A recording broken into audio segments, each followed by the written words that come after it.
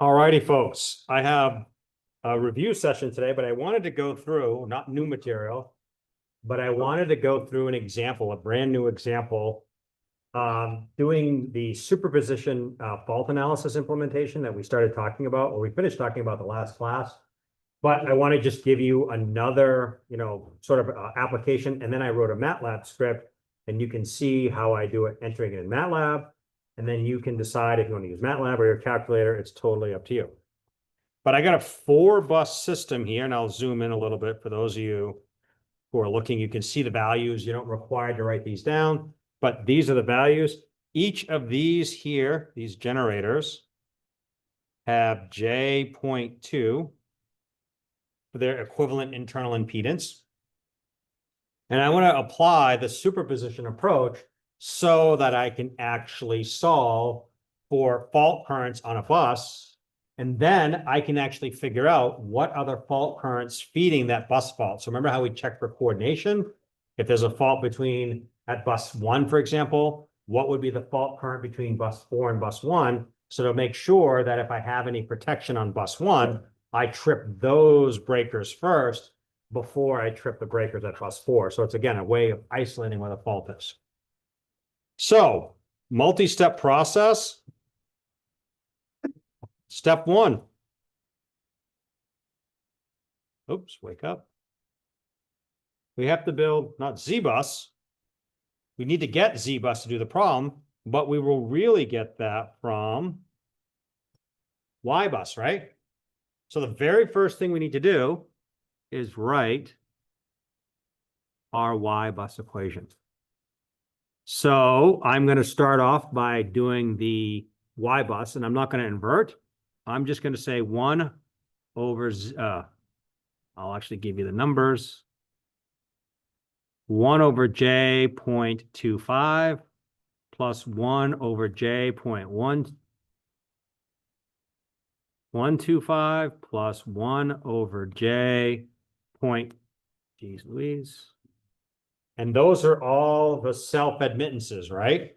This is not new. This is just stuff we've been doing 1,000 times.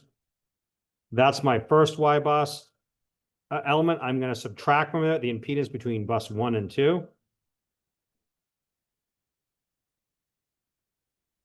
Going to subtract between bus 1 and 3. And that's J.25. And there's no, and then bus 4 is minus J.4.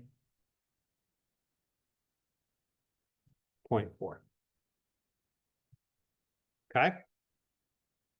It's a symmetrical matrix. So if I have the first row, I also have the first column.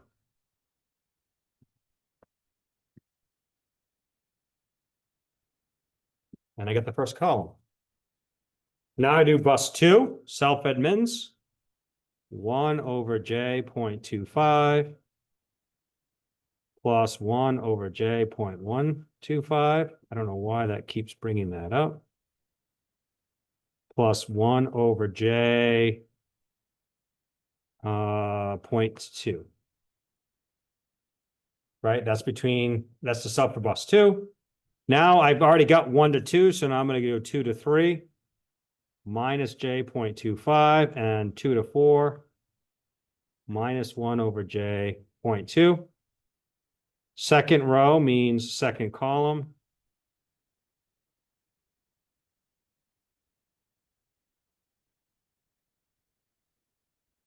I'm not sure why this thing keeps popping up. Like there's some weird something or other that's, just give me 1 second, try to figure out why this keeps. I'm not sure why that keeps popping up, but. All right, so third, all the ones that are connected to bus 3. I have negative 1 over J.25, actually positive because I'm adding, plus 1 over J.25. And now I have the self-admittance, which is J.2 plus J.1, right? Because those are in series with each other. So that's 1 over J.3. And is there any connection between bus 3 and bus 4? Nope. So that becomes a 0. My bus 4, 1 over j 0.4 plus 1 over j 0.2 plus 1 over j 0.3. That is my Y bus for this system. Which is great, because once I have Y bus, at this point, I can go ahead and I can use my superposition approach. So I got Y bus, I can invert that and get Z bus. Now I'm actually able to solve for the fault currents at any bus location. And the reason being is because my pre-fault voltage is equal to 1 at an angle of 0. So it's just assuming it's 1. And we're going to assume no load on the system. So that means all the pre-fault voltages are 1 at an angle of 0. There's no work. There's no load flow that I need to calculate. There's no additional work necessary to make that work. It's all right there. So now I can actually calculate the actual fault current.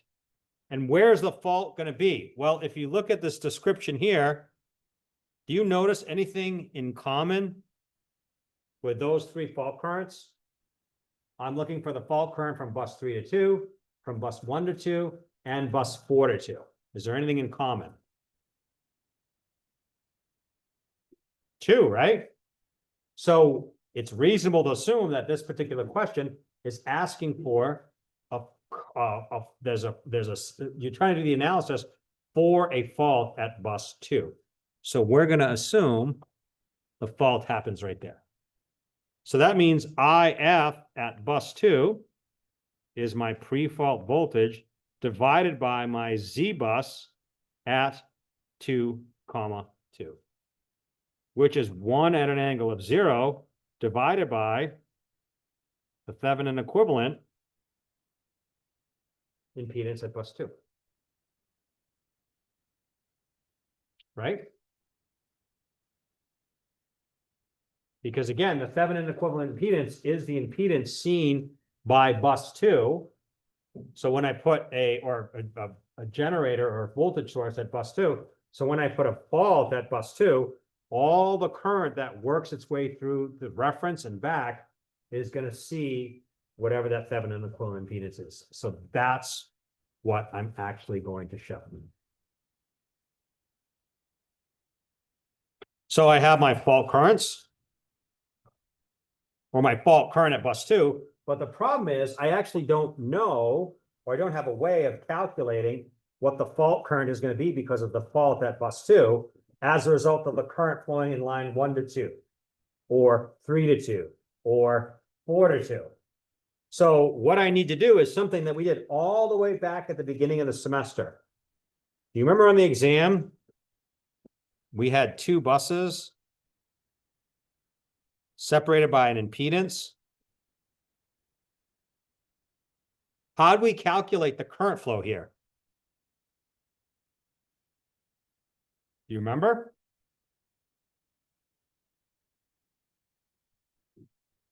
Not a hard question. Keep going. You get the voltage drop. What else?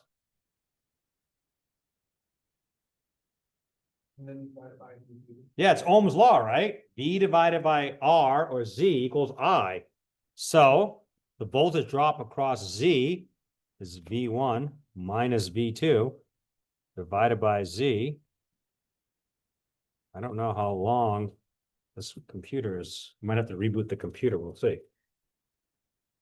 So V1 minus V2 divided by Z, but I'm looking for the current flows in the line after the fault has occurred. So I can't do this until I know what the voltage is after the fault has occurred.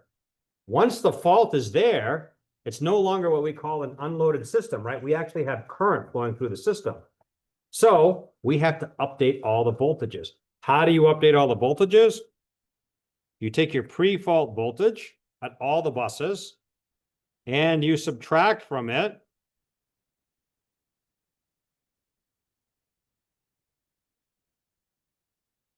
actually, let's do it matrix specific.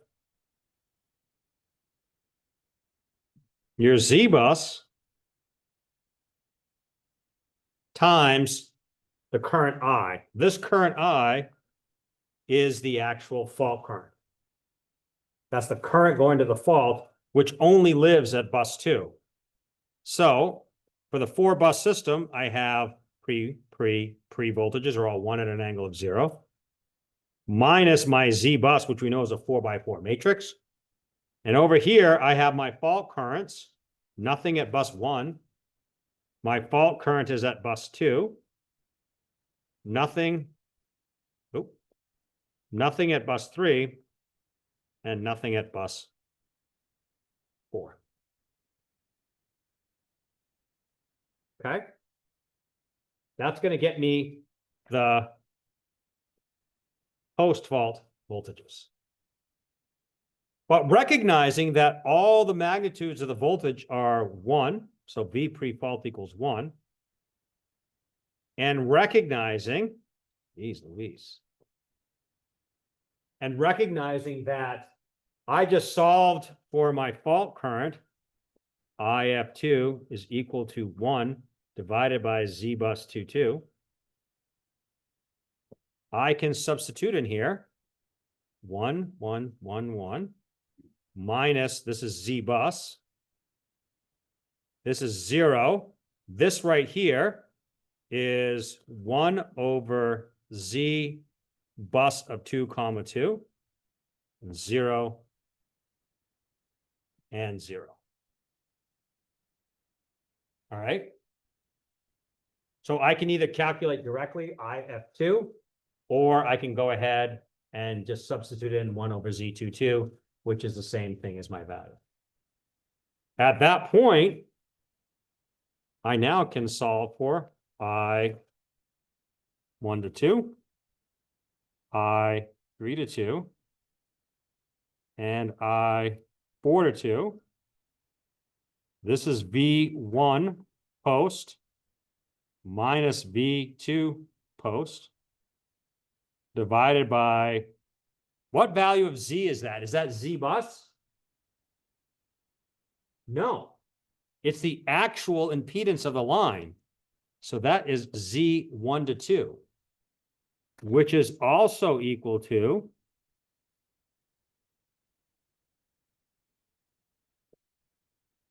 from my Y bus, isn't that the negative of Y bus from 1 to 2? Isn't that the same element? Z1 to 2, I can pull that directly from Y bus. I have to invert it though first, right? Sorry about that. So it's 1 over the negative of 1 over Y bus 1 to 2. It has to be the negative because remember when I put Y bus in here, when I built my Y bus, see how I put the negative in there? I have to subtract the 1 over 1 to 2. So over here, I have to make sure and take the negative out. So let me clear that up again. This is negative 1 over Y bus 1 to 2. One last thing we can do to make this equation even easier. V1 post, right? Sorry, this is acting really weird.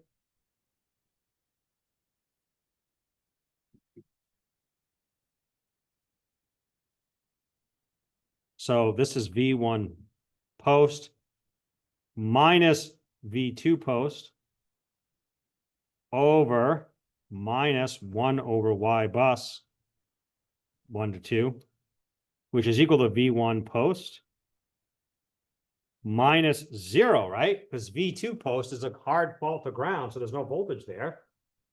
And that whole thing is times negative Y12, or not negative Y12, Y bus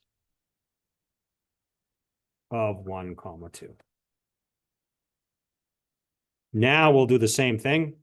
This is V3 post divided by Z23 or 32, which is just equal to V3 post times negative Y bus of 2, 3. And then lastly, V4 post Z2 to 4, which is equal to V4 post times negative Y bus 2 to 4.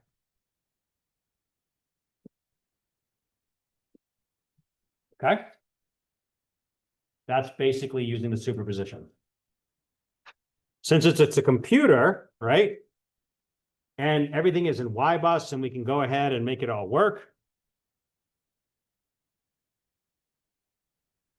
Let's build it with MATLAB. Yes, sir. So the to get the E post, that's BPF, right? That's what B pre-fault minus your Z bus times the fault, wherever the fault curve is of the bus. So that's V, there's a V pre-fault and a V post-fault. So just be careful which one is pre and which one is post. So maybe you want to say V pre and V post, just not to mix it up between BPF. But here it is. Here's the problem. You can see, again, I always put clear CLC. Why? Keeps me honest. But I have my Z's, right? All the actual impedances of the line. I just specify those in there. And I tried to break them up by line. You can see it's Z12, and then Z13 and Z14. Then I moved to bus 2, Z's, and then 3 and 4. And I didn't replicate the ones between 3 and 1 because I already had assigned it. So there's no reason to put that in there. Then I built my Y bus just by defining them as shown. And then I invert my Z bus and do it that way. And then in MATLAB, you don't need to do it this way, but I'm being efficient or lazy. Set my pre-fault voltage to be 1. And then I multiplied it by a function that MATLAB has built in called ones. It's a matrix of ones, and it has 4 rows, 1 column. That's what that stands for. Okay. And then I calculate IF2 exactly as we do it. Then I just display the magnitude of the current. Really, I'm not interested in the angle. I'm only interested in the magnitude. And then I have this nice little sneaky way to go ahead and just kind of iterate through all the bus voltages.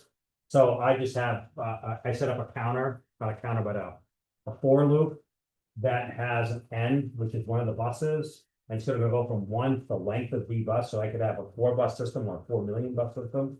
It doesn't matter. And then I do exactly what we did before, which is V bus equals 1 minus Z bus of whichever bus I'm interested in. So it's either bus 1, 2, 3, 4.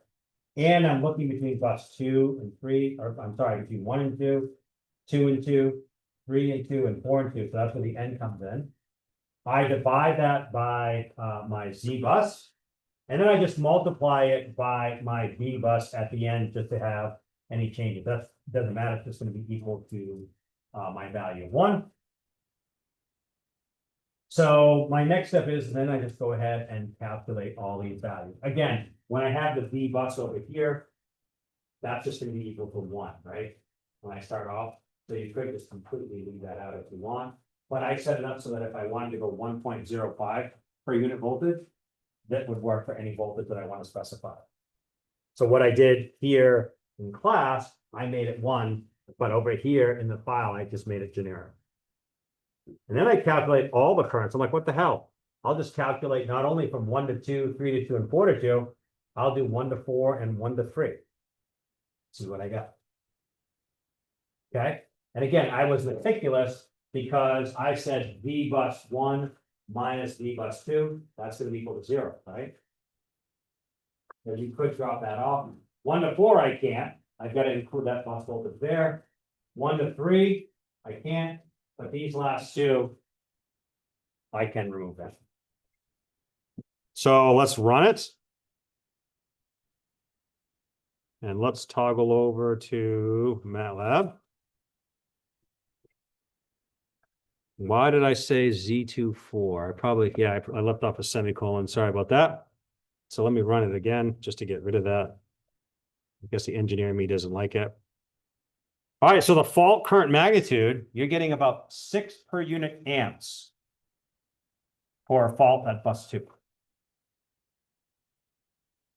my magnitude of current, or actually my total current between bus 1 and 2 for that faulted bus 2 is 1.6. 1 to 4 is 0.93. 1 to 3 is 0.66. 3, 2 is 1.45. And 1 to 4, 2 is 2.86. I can sanity check my work by taking I12 and adding I32 and I42. What did I get? 5.91. Does that look familiar for anything? That's the fault current, right? Since there's no generator here at bus 2, all the current that feeds the fault at bus 2 has to come from the lines. So the sum of the currents in those lines, KCL, right, has to equal the fault current. And doesn't 5.91 equal 5.91? So this checks out. If I run the system a little hotter, if I run this, and that's the only change I need to make, is 1.05 is my pre-fault voltage. Remember, the current was 5.91. What do we get now? 6.2. So we're getting about 0.3 per unit amps more fault current because we're running the system a little hotter. So that's a factor, right? When you run the system, you got to be careful about the typical voltages that the system would operate at. All the power system studies that I've done, where I've done fault analysis, well, not all of them, almost all of them are set with a pre-fault voltage of 1.03. That's a little hot of a system voltage, but not crazy hot. And so that's usually what the companies want you to specify as 1.03 per unit. So that's conservative-ish, but not crazy conservative. Questions on how to do that? Because this is exactly the problem we did, but now you have a script file for how to do it if you want to do it that way. And again, I like the script files because you can actually see the approach that I'm doing. The only sort of fancy thing that I'm doing, well, two fancy things. One's 4,1, right? If you take a look at VBus here, you can see it's 4 rows, 1 column, right? So that's what the 4,1 stands for. So you see it's 4 rows. It also shows you the change in magnitude. Look what happened after the fault occurs. 0.21, 0.375, and 0.59. And bus 2 is at 0, which is supposed to be, which is interesting because if you look over here, is that what you would expect it to be? Would you expect those voltages to be 0.2, 0.3, and 0.5? Why is the voltage at bus 4 the highest?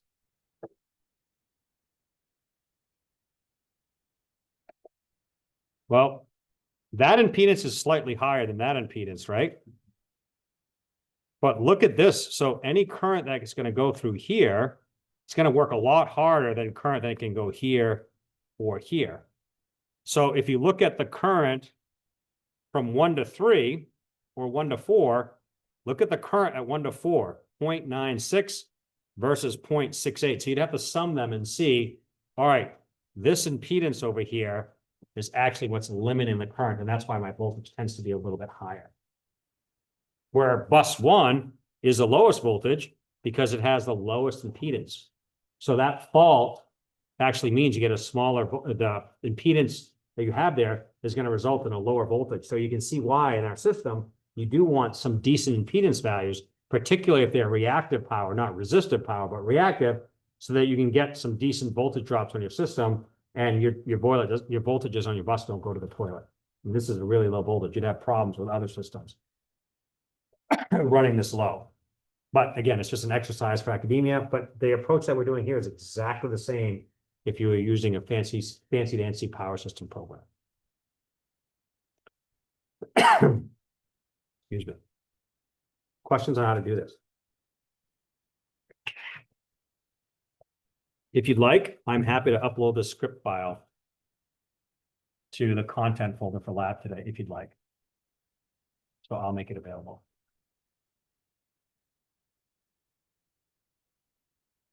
Okay, that was the only one I wanted to get through, give the chance to practice it. What are the questions you have? This is general review.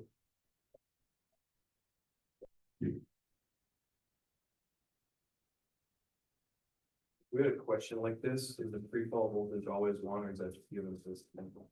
It usually is one, but here's where it's changing a little bit in industry. And again, I'm getting a little deeper into the topic. But you know, all these inverter-based generating systems like PV or wind. The problem with those is that they're called a current controlled voltage source. So if you were to assume that the voltage is 1.0 or 1.03 pre-fault voltage, then the fault occurs. The inverter is a current controlled voltage source, right? No, voltage controlled current source. The voltage now is really low because there's a fault on the system. So now there's less current coming out of the inverter. And so when you run it with these inverter-based systems, you don't get the same results. So now you're actually starting to have to do load flows during your fault scenarios where you can't just use the pre-fault voltage. But for this class, yes, we will do pre-fault voltages, assume them to be constant, and usually 1 is what we'll assume. But once you get out in industry, you're going to have to start doing pre-fault voltages that you're going to get from either a load flow, or at the very least, you'll have to do that current injection. That's the Y equals V times, V equals Y times V equals Z times I, where you have to get your Y bus and invert it. You can do it that way if you know approximately what your voltage magnitudes are to start. So you can do it, but it becomes more difficult to do it than what we're doing here. Because essentially we could do a Newton-Raphson load flow, but that would take a lot of time. So we'll just assume it's a fixed pre-fault voltage. And like I said, up until 5 years ago, that's all I ever did. Now you have to do that other more and that advanced approach, and that's just because of inverter-based generation.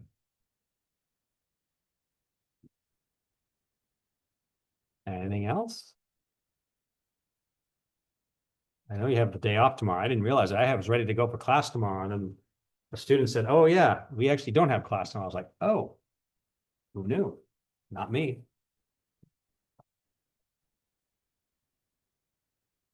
Well, everybody's like, "Yeah, well, I want the day off." I mean, I'm happy to let you out. We've only been here for 30 minutes. I'm happy to let you go, but if you don't have any questions, I'm happy to answer them. On Thursday, we pick up a new topic, right? We start doing symmetrical components. That's the big thing. So how about TV land? Anything from TV land? Is anybody in TV land? Yes, I'm here, Paul. Any questions? Oh, there's a comment here. Okay, thank you, Sophia. All right, well, if there's no questions, I don't have any other stuff, so have a wonderful day. You get an extra couple hours to enjoy your day off. Take care, everyone. Thank you, Paul. Thank you. Sorry.